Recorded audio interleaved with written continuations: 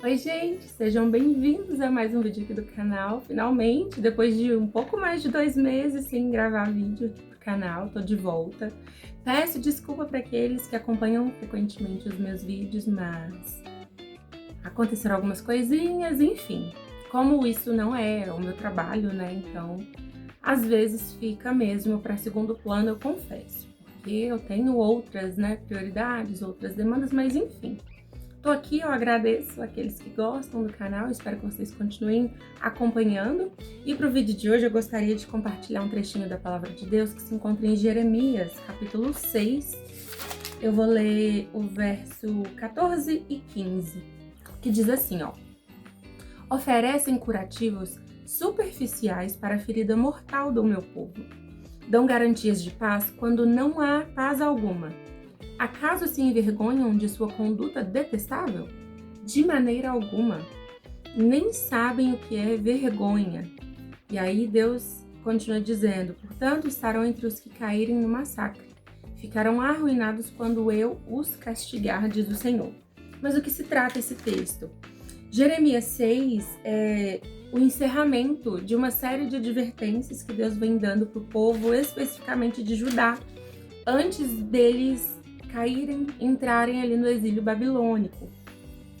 E aqui a denúncia que Jeremias fazia contra o povo era porque o povo vivia uma aparência de piedade, mas era aparência, né? Eles viviam na perversidade.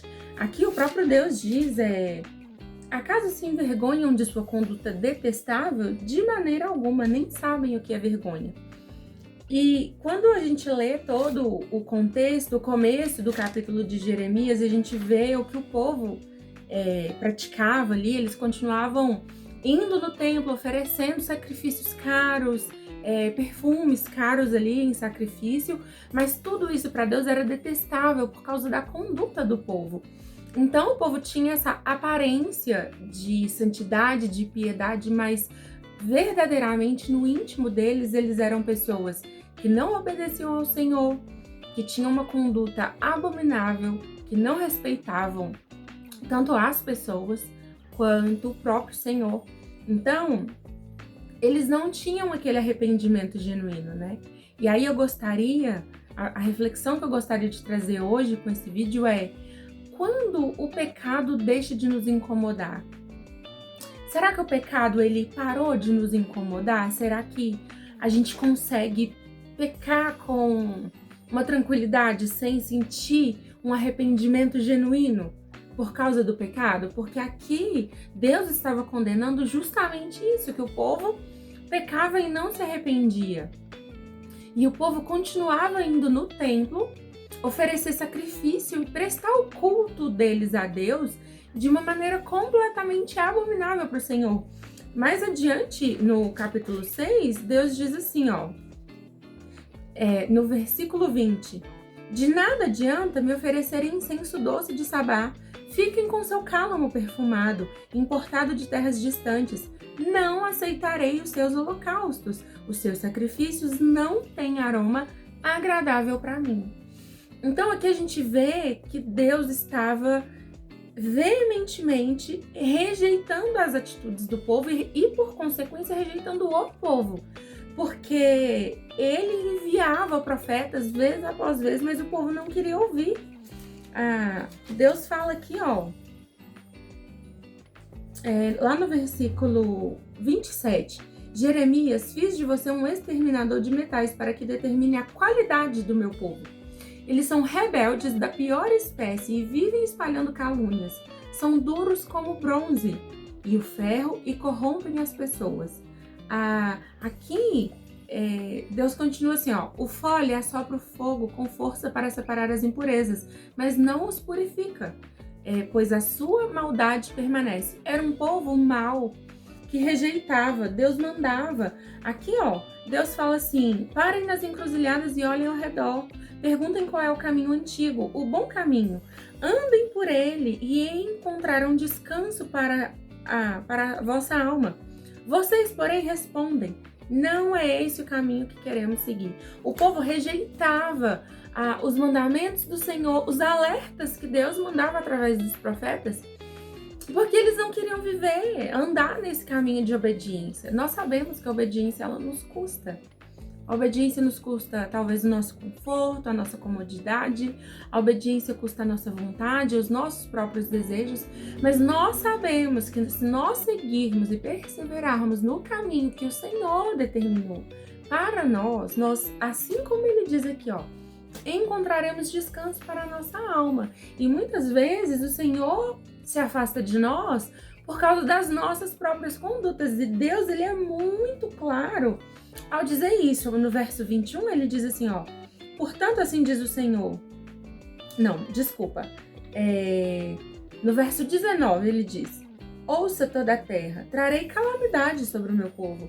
Será fruto de suas próprias intrigas, pois não querem me ouvir. Rejeitaram a minha lei. Então, às vezes, a gente não quer andar nesse bom caminho, nesse caminho antigo que Deus traçou para nós desde antes da fundação do mundo e reclamamos das consequências. Nós precisamos aprumar, sabe, o nosso caminho. A gente precisa endireitar, pedir ao Senhor para endireitar as nossas veredas e andar em retidão, em arrependimento e nos sentirmos incomodados pelo pecado.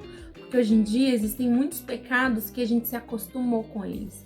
Seja nas rodas de conversas que a gente frequenta, seja nas séries e filmes que assistimos, na literatura que consumimos, seja vendo algo e, além de não recriminar e repudiar esse pecado, talvez a gente está de alguma maneira compactuando.